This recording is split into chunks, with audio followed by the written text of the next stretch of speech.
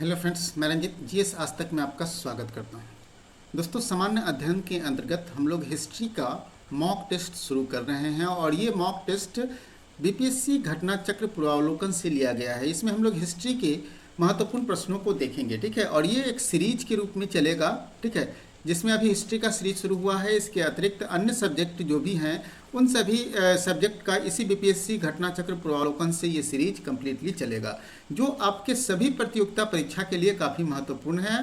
मुख्य रूप से बिहार के प्रतियोगिता परीक्षा जो बीपीएससी, बीएसएससी, इन सभी के लिए काफ़ी महत्वपूर्ण है। तो वीडियो को अंत तक देखिएगा और अभी तक आपने हमारे यूट्यूब चैनल को सब्सक्राइब नहीं किया है तो कर लीजिए। इस तरह के वीडियो आपको मिलते रहेंगे। और साथ साथ आपको यह भी बता दें कि एनसीईआरटी का भी सीरीज चल रहा है, ठीक है। एनसीईआरटी का भी सीरीज चल रहा है जिसमें एनसीईआरटी के वीडियो ज्योग्राफी के आना शुरू हो गए हैं और इसके ज्योग्राफी के वीडियो में लगभग 4 से 5 वीडियो अपलोड हो चुका है। आप इस सीरीज को भी फॉलो कीजिए। अगर आप बीपीएससी या अन्य प्रतियोगिता परीक्षा की तैयारी कर रहे हैं तो आपके लिए महत्वपूर्ण सीरीज होगा। तो चलिए पहले प्रश्न की ओर बढ़ते हैं। पहला प्रश्न जो है वो है कि भारत में पशुपालन एवं कृषि के प्राचीनतम साक्ष्य कहाँ से प्राप्त हुए हैं, ठीक है। तो मुख्य रूप से अगर देखा जाए तो भारत में अगर प्राचीनतम कृषि और का साक्ष्य जो है वो कहाँ से मिले हैं, मेहरगढ़ से मिले हैं, ठीक है। और ये 64वीं यूपीएससी में पूछा गया प्रश्न है, मेहरगढ़ से इसके साक्ष्य मिले हैं। और इसमें हम लोग पूरे डिस्क्रिप्शन के साथ जानने वाले हैं, ठीक है। पूरे व्याख्या के साथ हम लोग 360 डिग्री व्याख्या भी करने वाले हैं, ठीक है।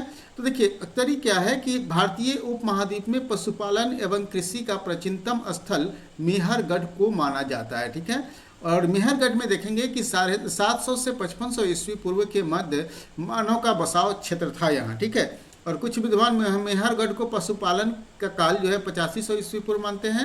नवीनतम खोजों के आधार पर भारतीय उपमहाद्वीप में प्राचीनतम कृषि साक्ष्य वाला स्थल उत्तर प्रदेश के संत कबीर नगर जिले में स्थित लुहरादेव, ठीक है, लुहरादेव है नवीनतम के अनुसार, ठीक है। जहाँ पर 900 ईस्वी पूर्व से लेकर के 7000 ईस्वी पूर्व के मध्य ये चावल के साक्ष्य प्राप्त हुए हैं, ठीक है। उल्लेखनीय है कि इस नवीनतम खोज के पूर्व भारतीय उपमहाद्वीप में प्राचीनतम कृषि साक्ष्य वाला स्थल मेहरगढ़ ही है और ये पाकिस्तान में के बालूचिस्तान स्थित जगह में है। हमारे साथ ही चावल के साक्ष्य वाला स्थल कोल्डी हवा है, कोल्डी हवा, ठीक है। और ये प्रयागराज जिले में है, वेला नदी के तट पर, जहाँ 6500 ईस्वी पूर्व के चावल के भूसी के साक्ष्य मिले हैं, ठीक है। तो स्पष्ट रूप से मेहरगढ़ क्या है, सबसे पुराना साक्ष्य है। और नवीन मान्यताओं के अनुसार लुहरादेव, ठीक है। और भारत में पहले से कोल्डी हवा में भी इसके साक्ष्य मिल चुके हैं। दूसरा प्रश्न है, निम्नलिखित में से किसको कैल्कोलिथिक युग भी कहा जाता है। कैल्कोलिथिक युग किसे कहा जाता है, तो याद रखिएगा कैल्कोलिथिक युग मतलब ताम्रप्रसान युग। कौन सा युग, ये ताम्रप्रसान युग है, ठीक है। तो इसके डिस्क्रिप्शन को देख लेते हैं। ताम्रप्रसानिक युग को कैल्कोलिथिक युग भी कहा जाता है। और जिस संस्कृतियों में तांबे के औजार के साथ साथ पत्थर के बने हुए उपकरणों प्रचलित थे उसी को हम लोग ताम्र पाषाणिक संस्कृति कहते हैं, ठीक है। तो जहाँ जिस युग में तांबा, ठीक है, तांबा के साथ साथ पत्थर के बने, ठीक है, पत्थर के बने हथियार भी यूज होते थे, तो उस तरह के युग को हम लोग ताम्र पाषाणिक युग के नाम से जानते हैं, ठीक है। तीसरा है कि हड़प्पा में मिट्टी के बर्तनों का सामान्यतः किस रंग का प्रयोग होता था। तो देखिए हड़प्पा में मिट्टी के बर्तन जो थे वो लाल रंग के हुआ करते थे। किस रंग के, लाल रंग के हुआ करते थे, ठीक है। तो इसके डिस्क्रिप्शन को अगर देखेंगे कि हड़प्पा के निवासी मिट्टी के बर्तनों का व्यापक पैमाने पर निर्माण करते थे, क्योंकि उस समय चाक का खोज हो चुका था, ठीक है। प्रारंभिक हड़प्पा सभ्यता में पैर से चालित चाक का प्रयोग किया जाता था, ठीक है। परिपक्व हड़प्पा में देखेंगे तो हाथ से चालित चाक का प्रयोग किया जाने लगा। डिजाइन के आधार पर इन बर्तनों को 2 श्रेणियों में रखते हैं। एक तो बिना डिजाइन वाले बर्तन और दूसरा चित्रित मृदभाड़ आते थे। मृदभाड़ों को बनाने वाली काली मिट्टी में रेत का मिश्रण किया जाता था, जिसको पकाने पर यह हल्के भूरे लाल रंग का हो जाता था, ठीक है। और इन मृदभाड़ों के ऊपरी हिस्सों में लाल रंग की पुताई कर दी जाती थी एवं निचली हिस्से में काले रंग के विभिन्न प्रकार की चित्रकारी की जाती थी। आज भी देखेंगे आप लोग जब चाक पे बनती है ये सारी चीज़ें, ठीक है। तो यहाँ भी अभी भी रंगों की पुताई की जाती है उस पर, ठीक है। नेक्स्ट है चौथा प्रश्न, सिंधु सभ्यता निम्नलिखित में से किस युग में पड़ता है। तो देखिए ये सिंधु सभ्यता की बात करेंगे तो ये ऐसी सभ्यता है जहाँ से लिखित साक्ष्य तो मिले हैं लेकिन उसको हम लोग अभी तक पढ़ नहीं पाए हैं, मतलब अर्ध ऐतिहासिक साक्ष्य है ये, ठीक है। अभी तक हम लोग की डिपेंडेंसी जो है यहाँ पे किस पर है, पुरातात्विक साक्ष्य पर भी है, क्योंकि लिखित साक्ष्य मिलते हुए भी हम लोग यहाँ पढ़ नहीं पाए हैं, जिसके कारण हम लोग अध ऐतिहासिक काल में इसको रखते हैं। ठीक है, तो ऐतिहासिक काल का निर्धारण पठनीय लेखों कला के ज्ञान के आधार पर किया जाता है। लेखन कला के ज्ञान से पहले का कालखंड प्रागैतिहासिक कालखंड कहलाता है। जहाँ लेखन कला नहीं विकसित था उससे पहले के कालखंड को हम लोग क्या कहेंगे, प्रागैतिहासिक काल कहेंगे। लेकिन जब लेखन कला की विकसित हो जाती है तो वो ऐतिहासिक काल हो जाती है, और बीच का जो पीरियड है जहाँ लेखन कला तो है लेकिन उसको अभी तक पढ़ा नहीं गया है, तो वो अध ऐतिहासिक काल हो जाता है। और ये पीरियड जो है वो 2300 BC से 600 BC के बीच अध ऐतिहासिक काल है। सिंधु सभ्यता इसी काल में आते हैं। ठीक है, चलिए नेक्स्ट अगला प्रश्न है, सिंधु घाटी सभ्यता की सबसे महत्वपूर्ण विशेषता क्या है। तो देखिएगा, सिंधु घाटी सभ्यता की सबसे महत्वपूर्ण विशेषता की अगर हम लोग बात कर ले तो पक्की ईंटों से इमारत, ठीक है, प्रथम उछली मेहराब, पूजा स्थल, काला और वस्तुकला। ठीक है, कला और वस्तुकला की यहाँ आप देख रहे हैं। तो मुख्य रूप से अगर देखेंगे इसका, तो सिंधु घाटी सभ्यता की विशेषता नगर परियोजना थी।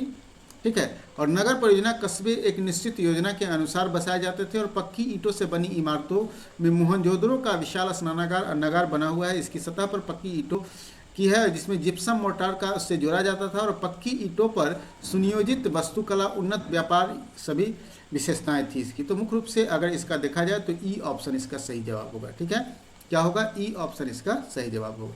चलिए नेक्स्ट, छठा है, किस शहर को मिनी हड़प्पा कहा जाता है। मिनी हड़प्पा अगर बात कर लेंगे तो ये भारत के गुजरात में स्थित स्थल है लोथल, जिसको हम लोग मिनी हड़प्पा के नाम से जानते हैं। ऑप्शन ए सही जवाब हो जाएगा। लोथल प्राचीनतम हड़प्पा सिंधु सभ्यता के सबसे दक्षिणी शहरों में से है। ठीक है, और मिनी हड़प्पा के नाम से इसको जाना जाता है, और यह आधुनिक गुजरात राज्य में स्थित है। इसकी पहली, ठीक है, खुदाई जो है RS राव ने किया था। कौन किया था इसकी खुदाई, RS राव ने। नेक्स्ट प्रश्न, निम्नलिखित में से कौन सा एक हड़प्पा का बंदरगाह है। ठीक है, तो देखिए हड़प्पा का बंदरगाह लोथल है, आपको मालूम है। लोथल जो है ये गुजरात में ये जगह है। ठीक है, गुजरात में है, और यहाँ गुजरात में जगह है, और यहाँ पे गोदीवारे के साक्ष्य मिले हैं। ठीक है, गोदीवारे के साक्ष्य मिले हैं, मतलब इससे स्पष्ट है कि यह एक बंदरगाह नगर था। ठीक है, तो हड़प्पा नगर लोथल गुजरात के अहमदाबाद जिले के भोगवा नदी तट पर है। कई बार पूछा गया है कि ये किस नदी तट पर है, तो याद रखिएगा ये लोथल जो है वो भोगवा नदी तट पर है, और यहाँ हड़प्पा कालीन बंदरगाह था जहाँ से गोदीवारे के साक्ष्य मिले हैं। चलिए अगला प्रश्न है, निम्नलिखित में से कौन सा हड़प्पा कालीन स्थल गुजरात में है। तो देखिएगा ये लोथल स्पष्ट रूप से गुजरात में है। प्रथम मानव जीवाश्म भारत के किस नदी घाटी से प्राप्त हुए हैं। तो प्रथम मानव जीवाश्म की बात करेंगे तो भारत की ये नर्मदा नदी घाटी से प्राप्त हुआ है। प्रथम मानव जीवाश्म भारत के नर्मदा नदी घाटी से प्राप्त हुआ है।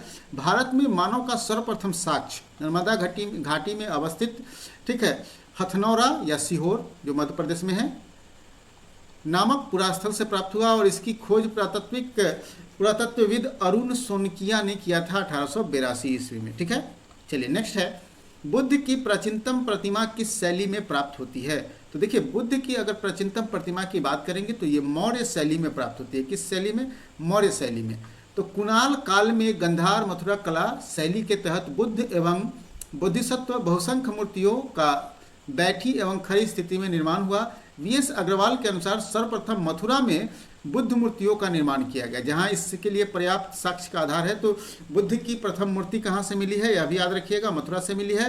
ह्वेनसांग के विवरण के अनुसार बुद्ध की प्रथम प्रतिमा कौशाम्बी में बनी थी, परंतु अनेक विद्वान महात्मा बुद्ध की प्रथम प्रतिमा के निर्माण का श्रेय गंधार कला को देते हैं। तो निश्चित तौर पर नहीं कहा जा सकता कि बुद्ध की प्रतिमा किस शैली में बनी है, मतलब इसका ऑप्शन सी नहीं होगा, इसका ऑप्शन ई हो जाएगा। ठीक है, किस कला में बनी सर्वप्रथम, इसका ऑप्शन ई हो जाएगा। ठीक है, चलिए अगला है कि भारत में पहले साम्राज्य की स्थापना किस शासक के द्वारा किया गया। तो पहले साम्राज्य भारत में विस्तृत रूप से अगर देखा जाए तो पहले साम्राज्य की स्थापना चंद्रगुप्त मौर्य के द्वारा किया गया था, और ये मौर्य वंश की स्थापना थी।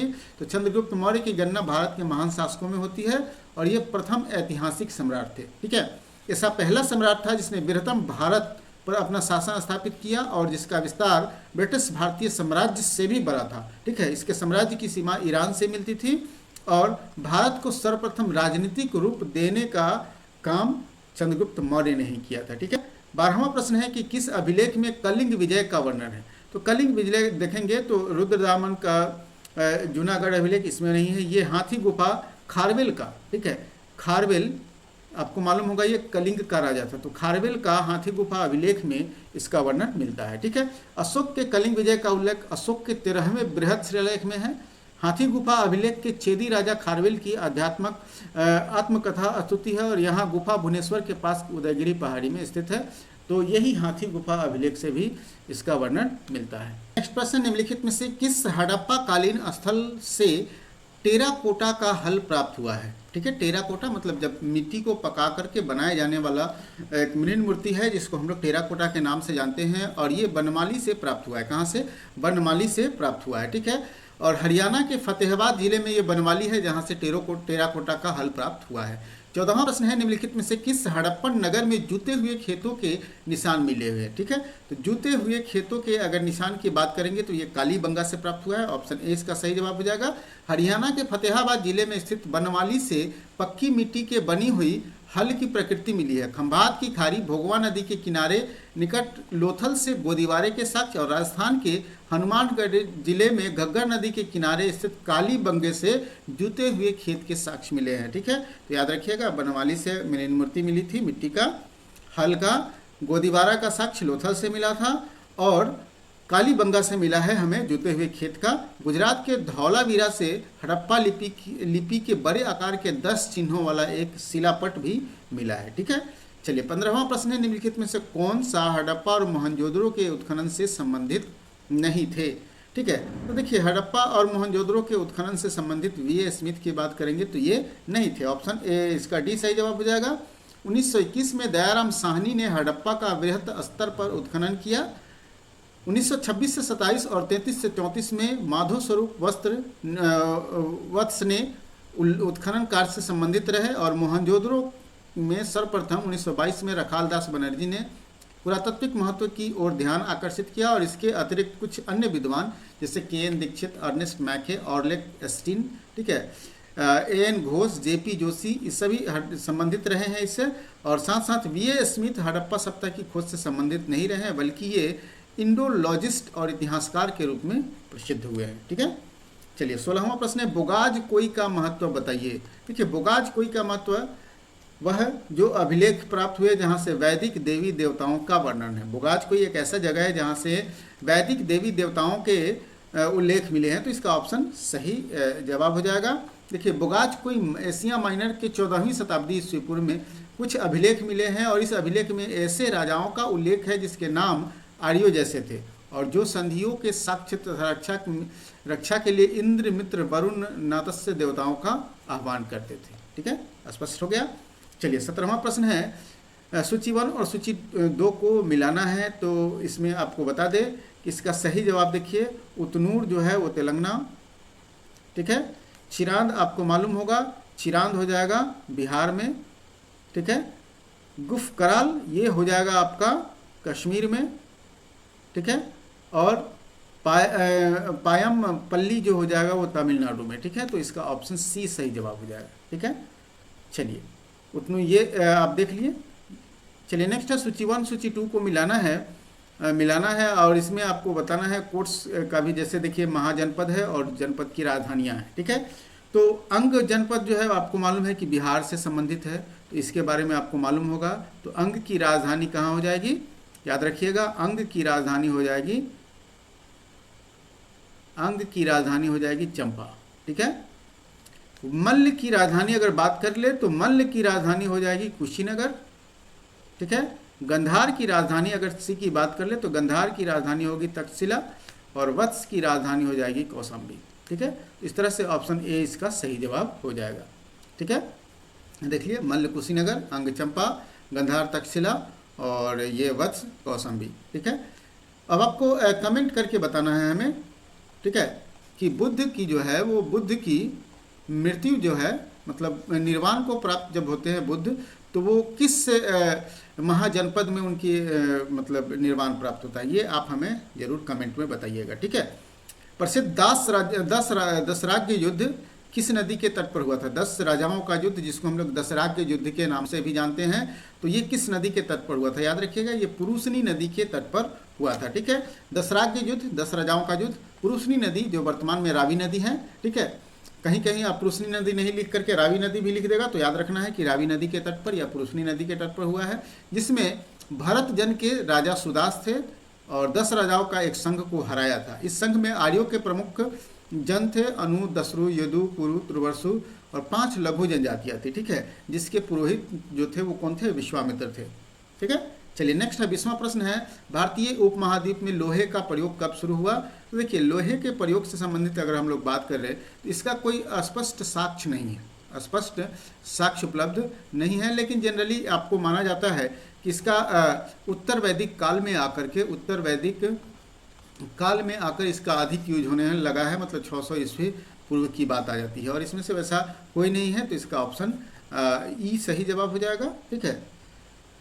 प्राचीन देखिए उपमहाद्वीप में लोहे के उपयोग से प्राचीनतम तिथि निश्चित नहीं है। चलिए नेक्स्ट है, प्राचीन काल में गंगा के दक्षिण क्षेत्र को क्या कहा जाता था? देखिए गंगा के दक्षिण क्षेत्र को याद रखिएगा, गंगा नदी है, गंगा नदी अगर देखेंगे तो गंगा के दक्षिण क्षेत्र और गंगा के उत्तरी क्षेत्र है। तो गंगा के दक्षिण क्षेत्र यहाँ जो थे और यहाँ गंगा के दक्षिण क्षेत्र में देखेंगे तो मुख्य रूप से आप यहाँ पे पाएंगे मगध, ठीक है, मगध जो नालंदा गया का जो क्षेत्र है ये सभी मगध, तो इसमें से कोई ऐसा नहीं है मगध का, तो ऑप्शन इसका ई सही जवाब हो जाएगा, मगध का क्षेत्र कहा जाता था। देखिए प्राचीन काल में गंगा के दक्षिण का क्षेत्र मगध के नाम से जाना जाता था। तक्षशिला सिंधु और झेलम नदी के बीच स्थित था और चोल गोदावरी नदी के दक्षिण में था और अर्नहत महाभारत में वर्णित प्राचीनतम भारत के वैदिक कालीन एक साम्राज्य था, ठीक है। चलिए 22वां प्रश्न है, दूसरी शताब्दी के आसपास रचित संस्कृत के शिलालेख के अनुसार सुदर्शन झील का एक कृत्रिम जलाशय की मरम्मत किसने करवाई? तो देखिए मरम्मत की बात करेंगे तो रुद्रदामन की जूनागढ़ अभिलेख में स्पष्ट रूप से इसका वर्णन किया गया है, ठीक है, कि गिरनार पर्वत पर स्थित था। ब्राह्मी लिपि में उत्कीर्ण यह संस्कृत भाषा की रुद्रदामन का जूनागढ़ अभिलेख जो है संस्कृत भाषा की प्रथम और सबसे बड़ी अभिलेख है, सर्वाधिक प्राचीन अभिलेख है और इसमें सुदर्शन झील के बांध के पुनर्निर्माण की सूचना प्राप्त होती है, ठीक है। तो रुद्रदामन करवाया था।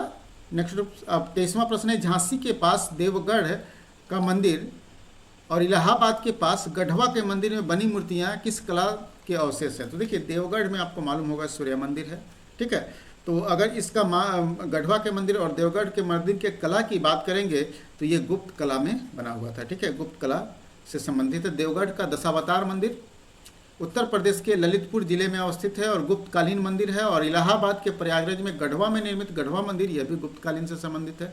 तो दशावतार मंदिर कहाँ है? देवगढ़ में, याद रखिएगा। ऋग्वेद का कौन सा मंडल पूर्णतः सोम को समर्पित है? ये आप लोग जानते हैं और अच्छी तरह से हमें कमेंट करके बताइएगा, ठीक है।